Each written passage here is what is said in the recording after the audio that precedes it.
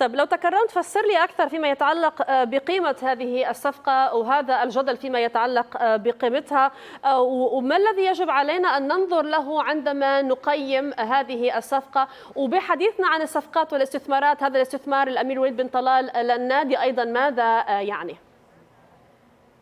صحيح يا سحر، احنا مبدئيا الصفقه كان الكلام اللي صدر امبارح من بعض التقارير ان هي توصل ل 2 مليار دولار، وبعد ذلك تواصلنا بمصادر وثيقة الصلة بهذه الصفقة أكدت أن الرقم أقل من ذلك، وبالتالي فالأرقام حتى الآن غير معلنة وغير معروف الرقم النهائي سيصل إلى كم حتى الآن. لكن يجب الوضع في الاعتبار عند تقييم هذه الصفقة الشعبية الكبيرة للنادي، وكذلك الأصول الخاصة بالنادي من سواء أصول خاصة بمباني أو أراضي أو شركات، وكذلك من لاعبين والعاب في مختلف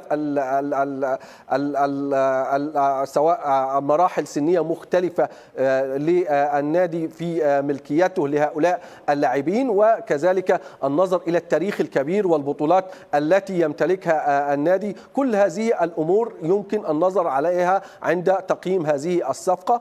ربما الامير الوليد ابن طلال لديه فرصه كبيره في طبعا احنا مقبلين على فتره انتقالات الشتاء، وبالتالي هو يمكن أن يضخ استثمارات جديدة سواء بالتعاقد مع لاعبين جدد أو باستثمار في لاعبين. كل هذه الأمور أصبحت مفتوحة وبعيدة عن الوضع عند أي حد معين من الإنفاق. يمكن للنادي إنفاق ما يشاء عند انتقال الاستحواذ للأمير الوليد ابن طلال، والذي من المقرر أن يكون كما ذكرت بنهاية هذا الشهر بشكل رسمي.